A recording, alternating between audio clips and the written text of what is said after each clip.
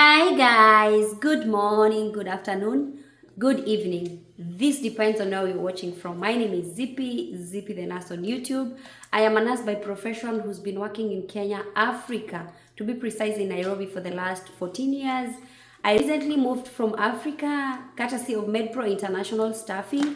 MedPro is an international company or agency that assists nurses, CNAs, medtech, lab techs, if I get it right, from their country of origin to come to the United States for greener pastures. So I recently moved in April. For those who are new here, because I've seen people asking which agency do you belong to, did you come with, and all that. That's why I'm answering this. And I realized that every single day we have visitors. So if you are new here, if you're a new subscriber, if you're new here and you've not subscribed, we normally say if you've not subscribed, you're not doing yourself justice, because next time we upload a new video which will be very educative for you, you will not get to know the information. So before you even continue watching this video and you are a new visitor, you've not subscribed, please hit that subscribe button and also put on your notification bell, because we try as much as possible to upload new videos every day so that we enlighten and educate ourselves before we land here. We are just doing preparation. Like we said, if you're a bright farmer, you normally plow your land early enough before the rain falls. So this is what we are doing in this channel. And we also said, if you feel like you're kind of depressed, you're kind of losing hope, you're kind of giving up in life, like you feel like your life is just so like things are not working out for me, go to Zippy the Nurse YouTube channel, scroll down all the way down and look at the first video. If you look at the first videos and you look at today's video and you look at yesterday's video, you will notice there is a big difference. Guys, we didn't even know how to edit videos. We didn't even know what to use. We didn't even know how to set cameras. Again, the journey has been so long, like we have come from far. So if you're there, you're feeling you're down, like you've lost hope, like things are not working out for you, please come here. Watch the resilience in this Zippy the Nurse girl from Africa, Nyandarua, and you will feel motivated. First of all, I want to apologize to my Ghanaian family, Ugandan family, but Ugandans understand Kiswahili a little bit. Jamaican, hey, big up Jamaica. I understand we have people from Qatar, we have people from UK, we've gone global. So I will try as much as possible to speak in English. However much sometimes I normally find myself, it's just an automatic thing. I find myself switching in Swahili because that's what I feel confident, like I feel comfortable with. Like I talked in another video, I said, I thought that I knew English when I was coming from, but when I landed here, I was like, yo, what is this English that I know? So I kind of feel like I am comfortable communicating in Kiswahili. That's why you find most of the times I'm switching in Kiswahili. But as from today, I promise that I will try as much as possible to communicate in English, because we've gone global. So we are practicing our IELTS. So here we are. People have been asking me, what are the things that you should carry from home? Let me address that one. For me, somebody has talked of carrying a pan. Just to be honest, guys, I think I should show you. Me, I carried my pan. Nilikuja,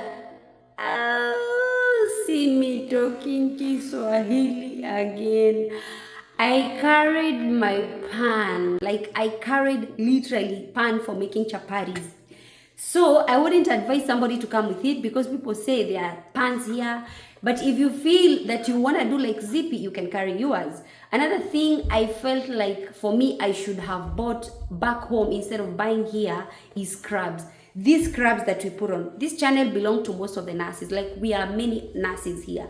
So I'm addressing you who is a nurse and who is planning to migrate here, or maybe you're a CNA, or maybe you work in medical field. I think the way they sell scrubs back home is kind of cheaper. So instead of you carrying clothes, I would think it's better for you to carry your scrubs, because they'll come in handy. When you come here, just try to ask the hospital that you're coming to work in, what color of scrubs do they use, and if they use, maybe if you know the color that they're using, buy as much as you can, because here they're kind of expensive, and especially if you've not settled down, it might be pricey for you, because they sell each piece alone. Like, you see the way you buy these things back home as a set, back here you buy one piece, like one top.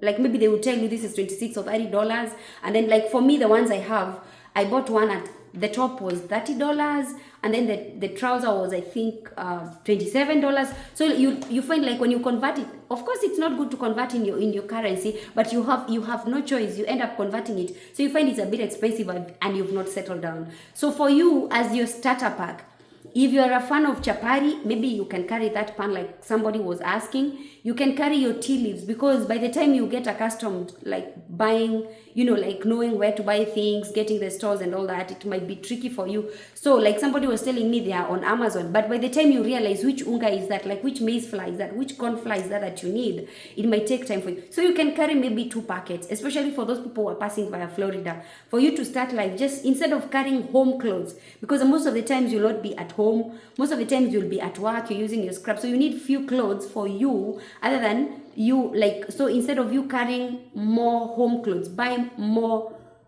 in your suitcase, put more scrubs, and maybe put like the pan that you're asking, put like your documents, because you need your documents, also put we as Kenyans, we have that N A Prt, we have that thing of loving our things, the spices and all that. You can carry them as long as you'll be allowed to pass at the airport. For me, what I carried corn flour, I carried my scrubs, I carried a pan like I've told you, of course, and spices.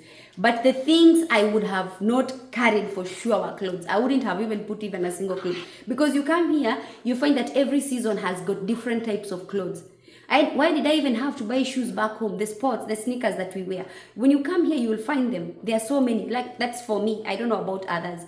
But I'm giving you my experience. What I feel I wouldn't have, like, I was supposed to carry. Instead, I would have come here and, like, buy them once. Another thing I would want to tell you is, trying to look for schools for my children, you find that it's kind of different back home, because at the end of the day, if they have different types of school. We have the kindergarten. It's kindergarten is like pre-units, first grade up to 5th grade, 6th grade up to 8th grade, and then high school, where it's 9th, 10th, 11th, like that. So we have first graders up to pre-unit up to 5th grade, and then from 6th grade up to 8th grade, and then from 9th grade, which is high school now. Yeah. Until now you're done with the school. Yeah. Guys, I've been corrected. I was trying to kind of get confused.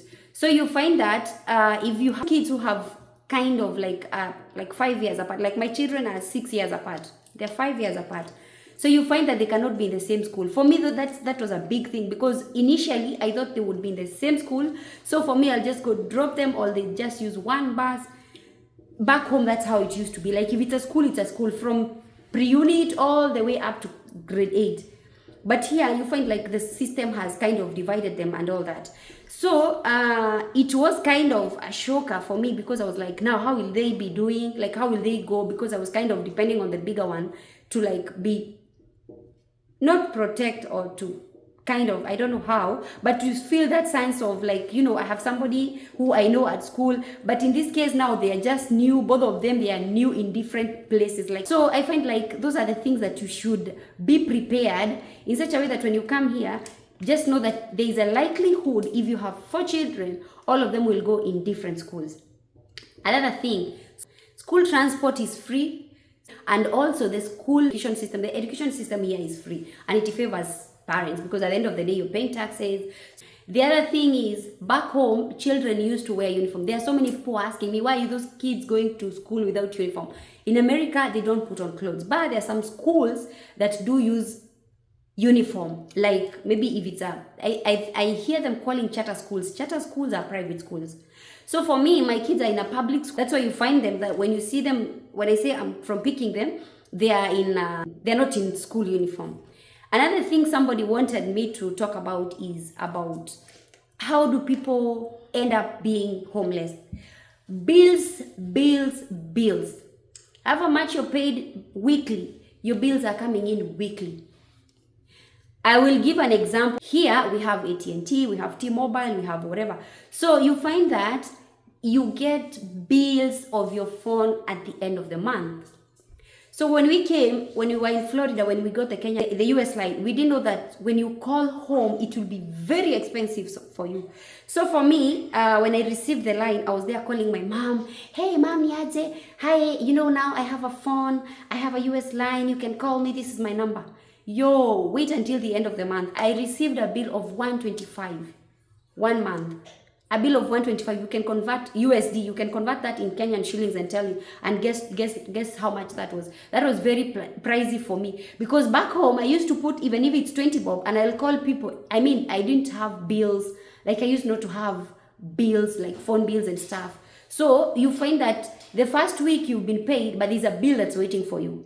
The second week you've been paid, there's also another bill that's waiting for you. We don't have like that system of like you stay a whole month without bills. So the only best thing for you that would save you is to come here and do all your bills as auto pay in such a way that they will not ruin your credit score, because at the end of the day, if you're not paying your bills on time, it means your credit, you're not a good debtor, you're not a good creditors will not have trust in you, for lack of better words. So those are the things that you need to understand before you come here. So why did I say that it's easy for you to become homeless? Assuming you're getting $32 per hour, and then at the end of the day, your bills, your salary is coming in weekly.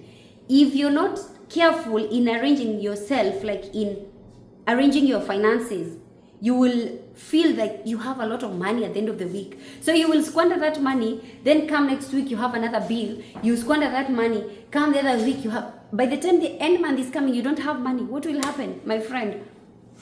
Outside is outside. Another thing, villages.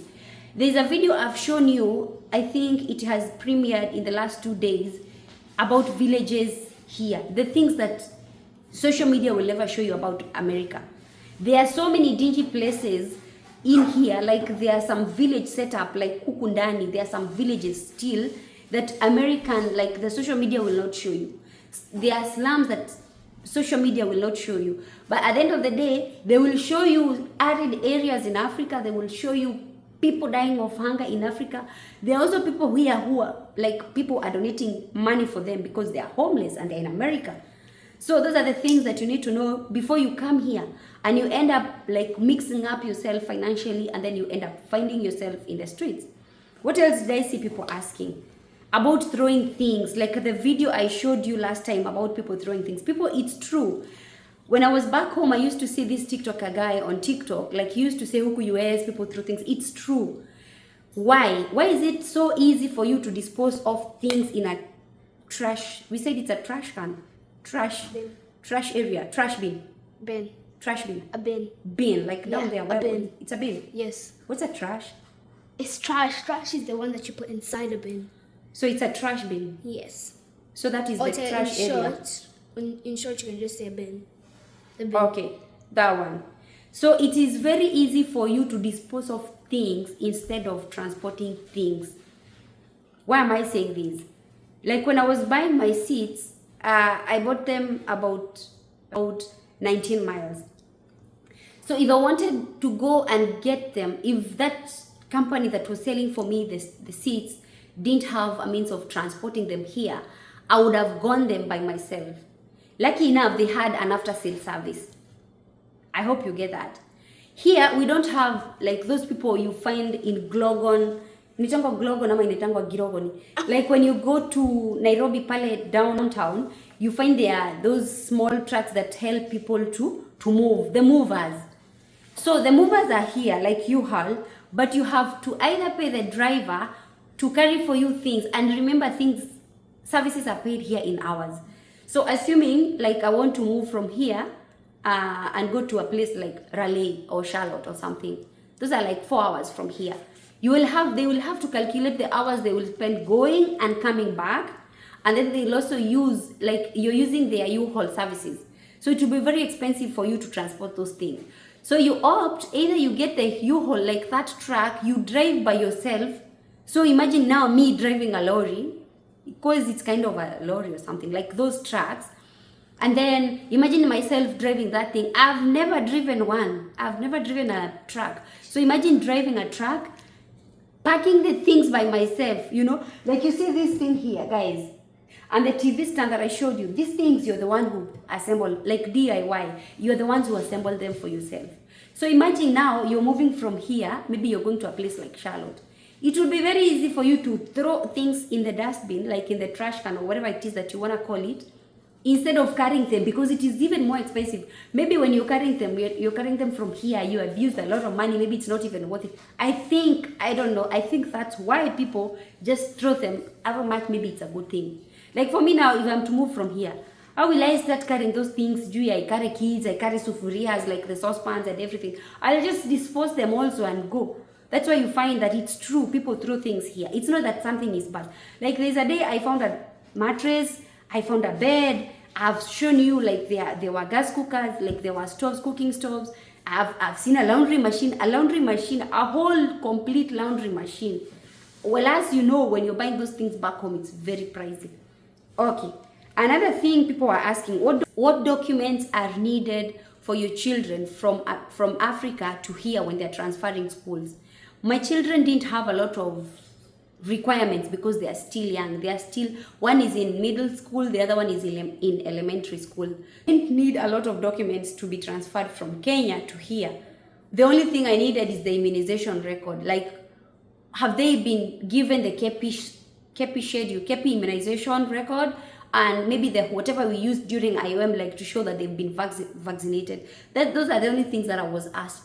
And then they are like done a physical examination again, maybe hearing test to check on the eyes, how is their eyesight, on the physical examination, like such kind of thing. So there is no much of documents that are needed. But if your child is in high school, I understand the documents that you need, because they need to understand how was this child performing, what grade, what high level, like what grade were they in. Because my friends who have kids who are in high school, they were asked to come with a transcript. I don't know whether it's all in all states. I don't know whether it's a county to county, because we are in different counties. So yeah, it's good for you to carry those things just in case they will need them.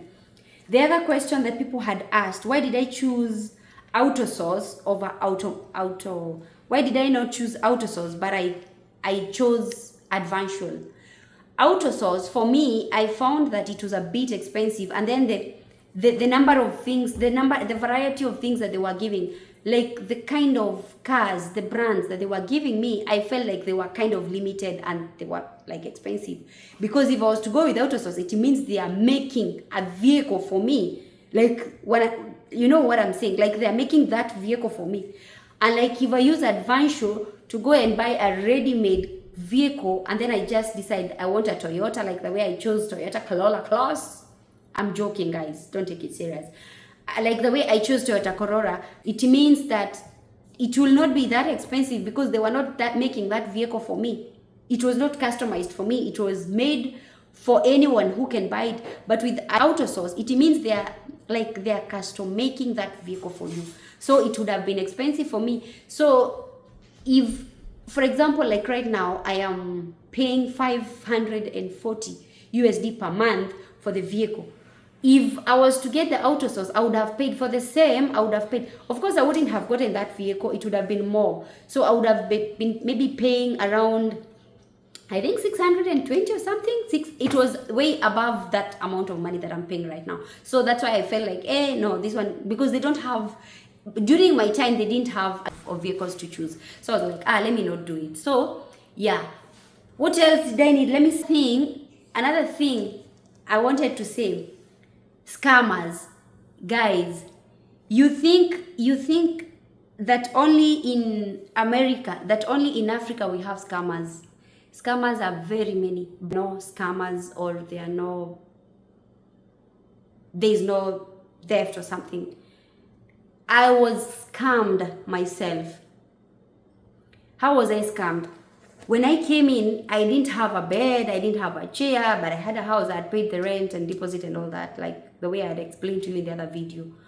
So, guys, so what happened is, online, when this advert that was popping up every time I'm watching a video on YouTube. So now me, what happened, I went online and Googled. I was like, oh, they're selling so many nice stuffs for the house. This is a real life experience. So they were like, there was that, I think it was during was it Thanksgiving? There was that thing that was happening during during July. I don't know what holiday it was. I think it was around May. I don't know what holiday was going on there. There was a holiday that was going on at that time.